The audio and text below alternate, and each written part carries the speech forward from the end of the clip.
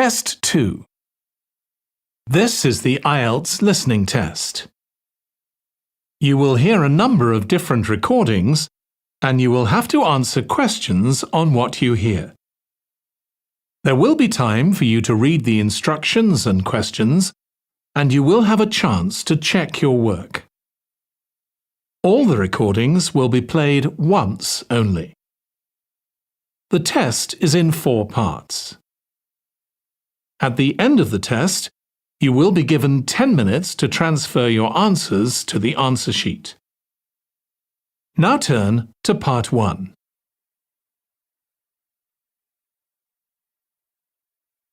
Part 1. You will hear a woman calling a tourist information office to ask about a festival. First, you have some time to look at questions 1 to 4.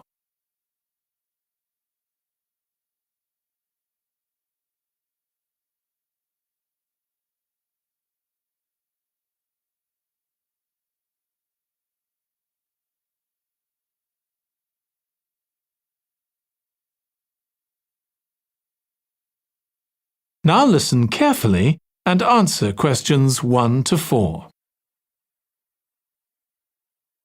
Good morning. You're through to the Tourist Information Office. Tim speaking. How can I help you? Oh, hello. Could you give me some information about next month's festival, please? My family and I will be staying in the town that week. Of course.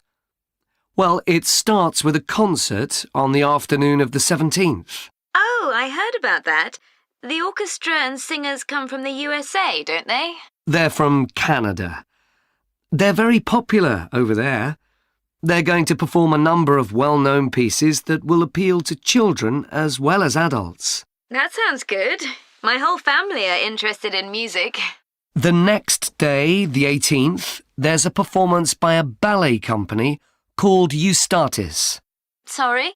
The name is spelled Eustatis. They appeared in last year's festival and went down very well. Again, their programme is designed for all ages. Good. I expect we'll go to that. I hope there's going to be a play during the festival. A comedy, ideally. You're in luck. On the 19th and 20th, a local amateur group are performing one written by a member of the group. It's called Jemima. That'll be on in the town hall. They've already performed it 2 or 3 times. I haven't seen it myself, but the review in the local paper was very good. And is it suitable for children? Yes. In fact, it's aimed more at children than at adults. So both performances are in the afternoon. And what about dance? Will there be any performances? Yes, also on the 20th, but in the evening. A professional company is putting on a show of modern pieces with electronic music by young composers. Uh-huh.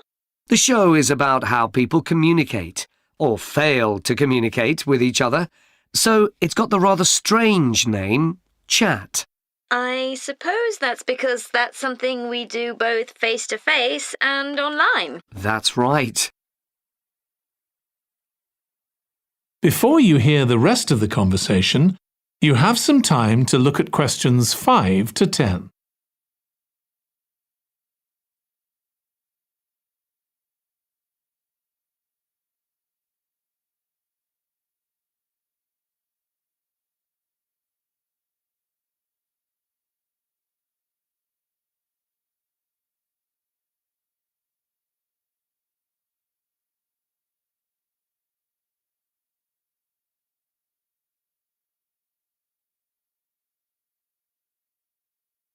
Now listen and answer questions 5 to 10.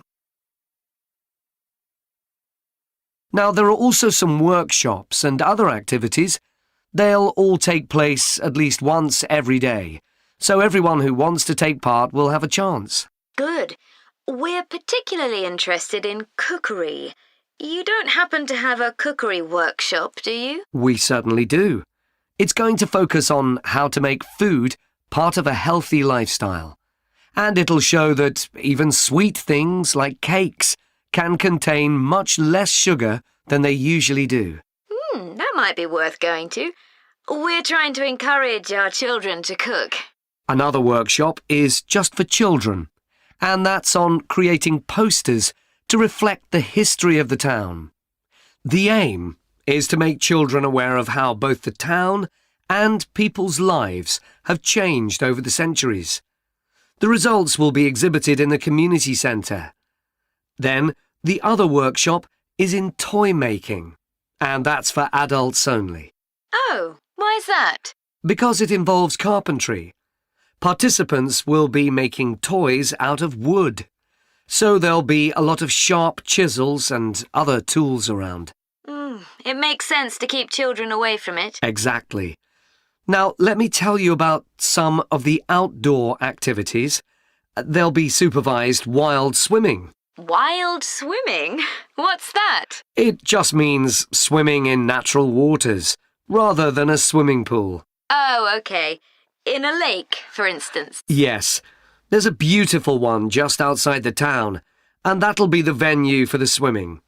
There'll be lifeguards on duty, so it's suitable for all ages.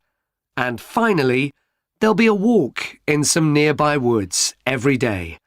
The leader is an expert on insects. He'll show some that live in the woods and how important they are for the environment. So there are going to be all sorts of different things to do during the festival. There certainly are. If you'd like to read about how the preparations for the festival are going, the festival organizer is keeping a blog. Just search online for the festival website, and you'll find it. Well, thank you very much for all the information. You're welcome. Goodbye. Goodbye. That is the end of part 1. You now have 1 minute to check your answers to part 1.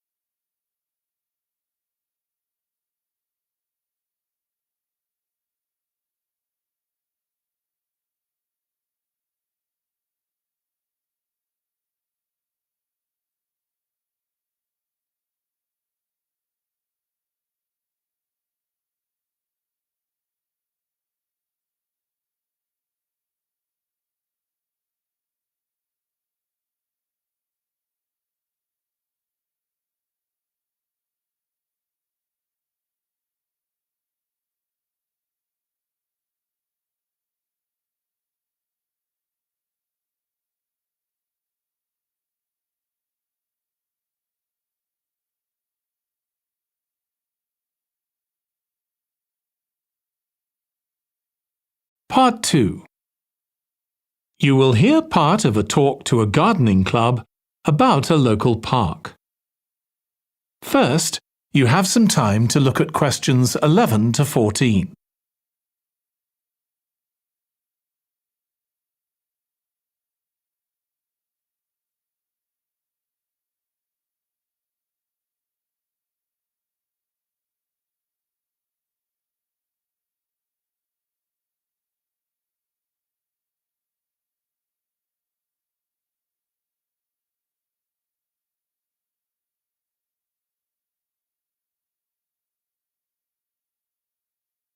Now listen carefully and answer questions 11 to 14.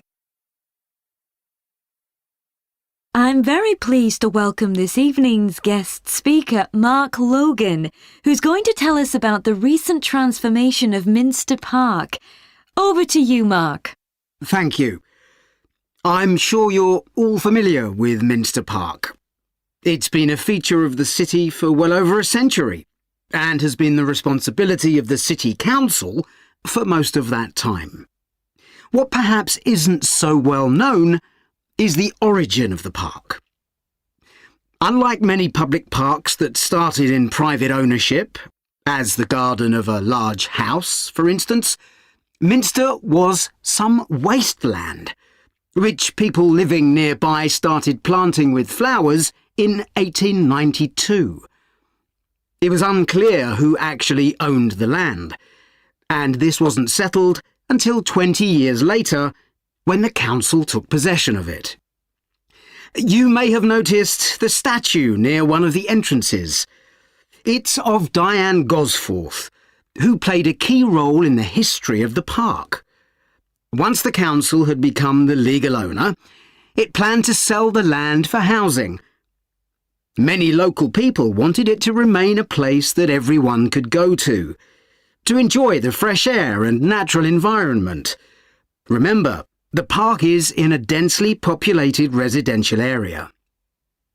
Diane Gosforth was one of those people, and she organised petitions and demonstrations, which eventually made the council change its mind about the future of the land. Soon after this, the First World War broke out in 1914, and most of the park was dug up and planted with vegetables, which were sold locally. At one stage, the army considered taking it over for troop exercises and got as far as contacting the city council, then decided the park was too small to be of use. There were occasional public meetings during the war in an area that had been retained as grass.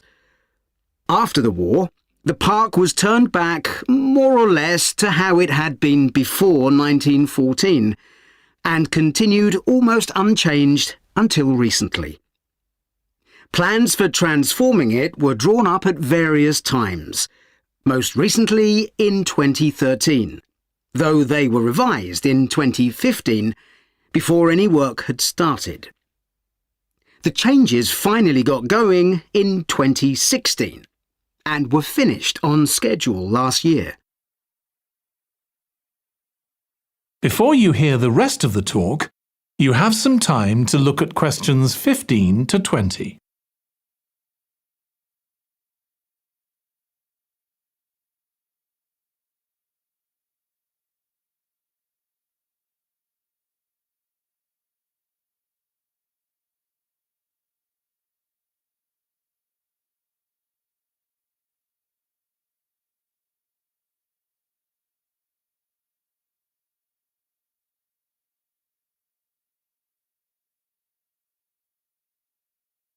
Now listen and answer questions 15 to 20. OK, let me tell you about some of the changes that have been made and some things that have been retained. If you look at this map, you'll see the familiar outline of the park, with the river forming the northern boundary, and a gate in each of the other 3 walls. The statue of Diane Gosforth has been moved. It used to be close to the south gate, but it's now immediately to the north of the lily pond, almost in the centre of the park, which makes it much more visible. There's a new area of wooden sculptures, which are on the riverbank, where the path from the east gate makes a sharp bend. There are 2 areas that are particularly intended for children. The playground has been enlarged and improved, and that's between the river and the path that leads from the pond to the river. Then there's a new maze, a circular series of paths separated by low hedges. That's near the west gate. You go north from there towards the river and then turn left to reach it. There have been tennis courts in the park for many years, and they've been doubled, from 4 to 8.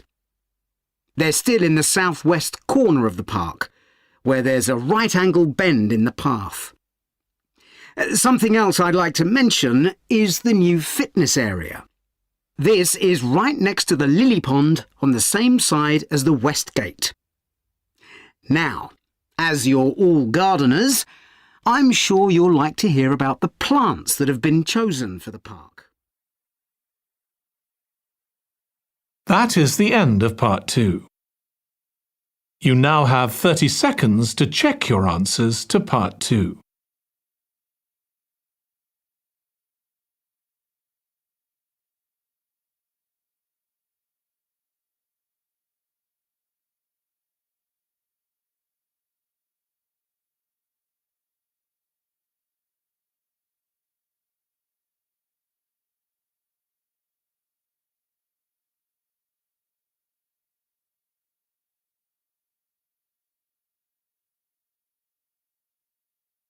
Part 3. You will hear two students of English called Kathy and Graham planning a display on 19th century British life and literature for a university event. First, you have some time to look at questions 21 to 24.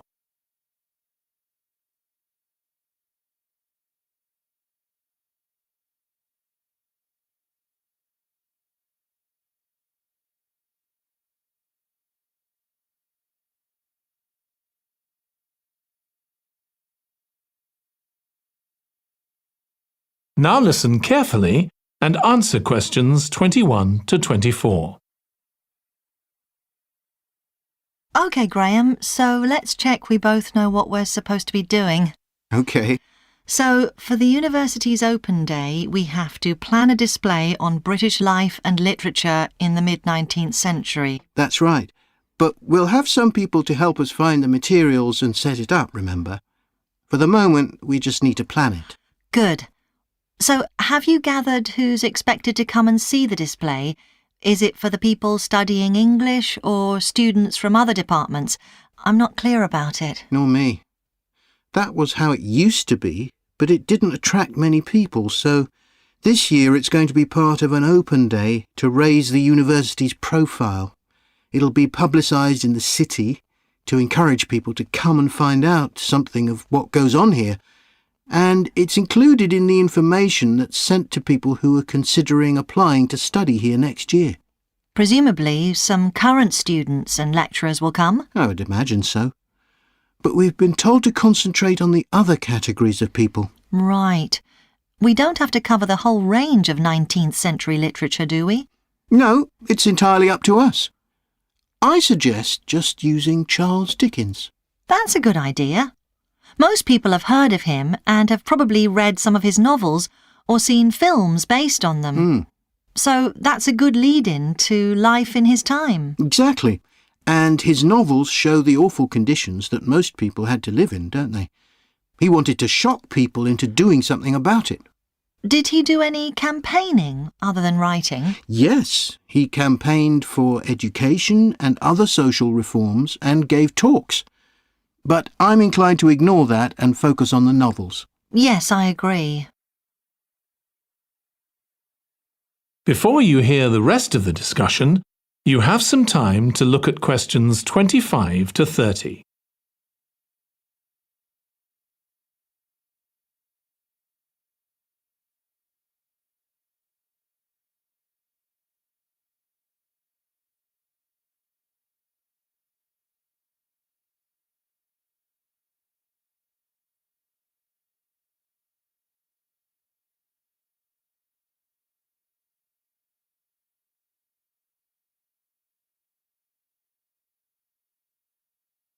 Now listen and answer questions 25 to 30.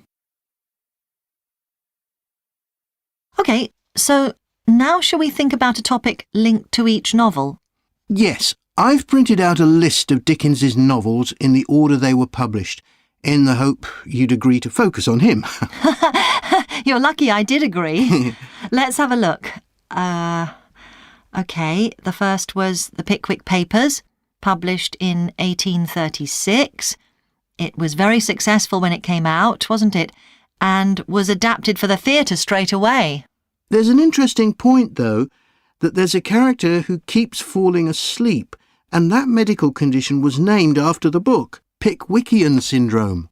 Oh, so why don't we use that as the topic and include some quotations from the novel? Right. Next is Oliver Twist. Mm-hmm. There's a lot in the novel about poverty, but maybe something less obvious. Well, Oliver is taught how to steal, isn't he? We could use that to illustrate the fact that very few children went to school, particularly not poor children, so they learnt in other ways. Good idea. What's next? Maybe Nicholas Nickleby? Actually, he taught in a really cruel school, didn't he? That's right. But there's also the company of touring actors that Nicholas joins. We could do something on theatres and other amusements of the time. We don't want only the bad things, do we? OK. What about Martin Chuzzlewit? He goes to the USA, doesn't he? Yes. And Dickens himself had been there a year before and drew on his experience there in the novel. I wonder, though. The main theme is selfishness. So we could do something on social justice? No, too general. Let's keep to your idea. I think it would work well. He wrote Bleak House next. That's my favourite of his novels. Yes, mine too. Oh, His satire of the legal system is pretty powerful. that's true. But think about Esther, the heroine. As a child, she lives with someone she doesn't know is her aunt, who treats her very badly. Then she's very happy living with her guardian, and he puts her in charge of the household. And at the end, she gets married, and her guardian gives her and her husband a house, where, of course, they're very happy. Yes, I like that. What shall we take next? Little Dorrit? Old Mr. Dorrit has been in a debtor's prison for years. So was Dickens's father, wasn't he? That's right. What about focusing on the part when Mr. Dorrit inherits a fortune and he starts pretending he's always been rich? Good idea. OK. So next we need to think about what materials we want to illustrate each issue. That's going to be quite hard. That is the end of part 3. You now have 30 seconds to check your answers to part 3.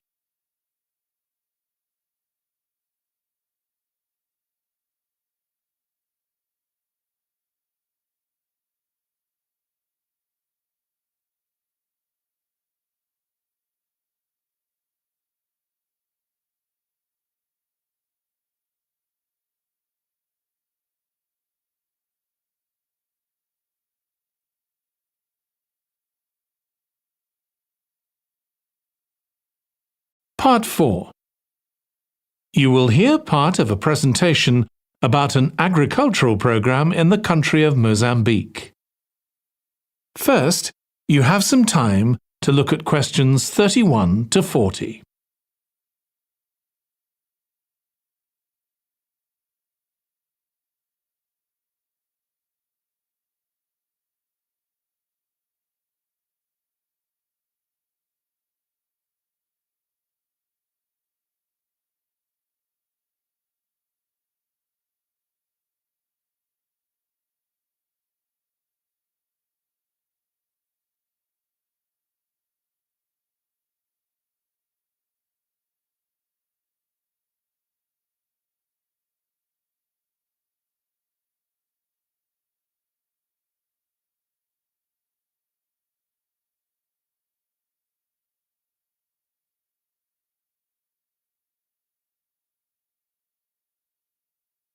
Now listen carefully and answer questions 31 to 40. I'm going to report on a case study of a program which has been set up to help rural populations in Mozambique, a largely agricultural country in Southeast Africa. The program worked with 3 communities in Chikwalakwala district near the Limpopo River. This is a dry and arid region with unpredictable rainfall. Because of this, people in the area were unable to support themselves through agriculture, and instead they used the forest as a means of providing themselves with an income, mainly by selling charcoal. However, this was not a sustainable way of living in the long term, as they were rapidly using up this resource. To support agriculture in this dry region, the program focused primarily on making use of existing water resources from the Limpopo River by setting up systems of irrigation, which would provide a dependable water supply for crops and animals. The program worked closely with the district government in order to find the best way of implementing this. The region already had one farmers' association, and it was decided to set up 2 more of these. These associations planned and carried out activities including water management, livestock breeding and agriculture. And it was notable that in general, women formed the majority of the workforce. It was decided that in order to keep the crops safe from animals, both wild and domestic, special areas should be fenced off where the crops could be grown. The community was responsible for creating these fences, but the programme provided the necessary wire for making them. Once the area had been fenced off, it could be cultivated. The land was dug so that vegetables and cereals appropriate to the climate could be grown, and the programme provided the necessary seeds for this. The programme also provided pumps so that water could be brought from the river in pipes to the fields. However, the labour was all provided by local people, and they also provided and put up the posts that supported the fences around the fields.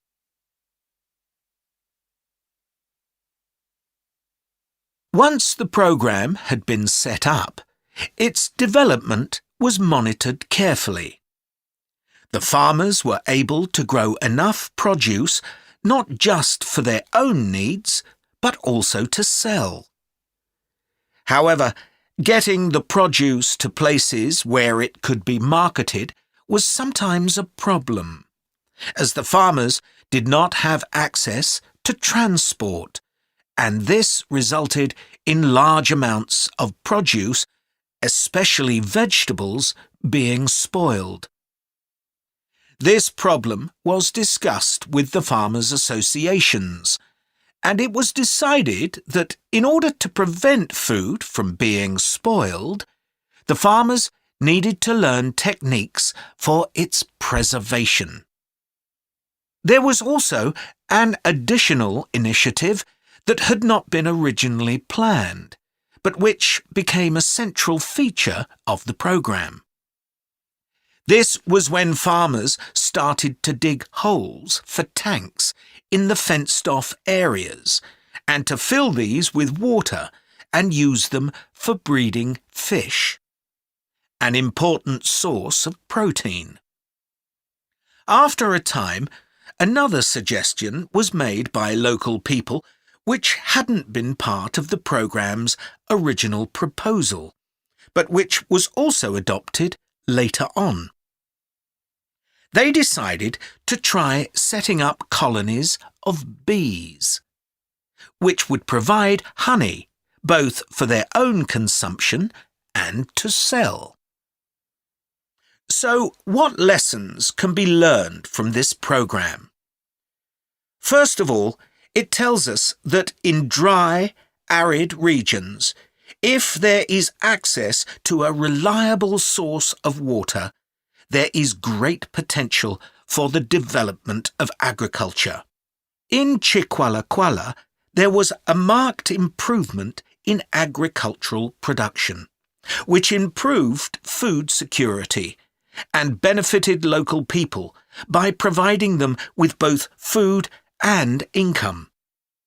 However, it's important to set realistic timelines for each phase of the programme, especially for its design, as mistakes made at this stage may be hard to correct later on. The programme demonstrates that sustainable development is possible in areas where there is. That is the end of part 4. You now have 1 minute to check your answers to part 4.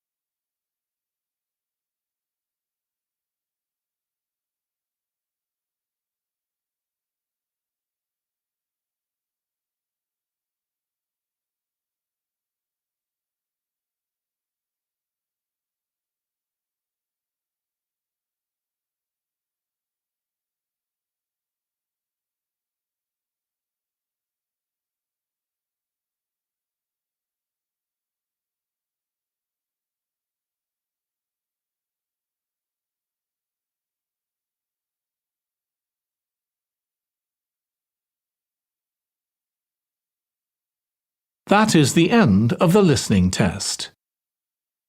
In the IELTS test, you would now have 10 minutes to transfer your answers to the answer sheet.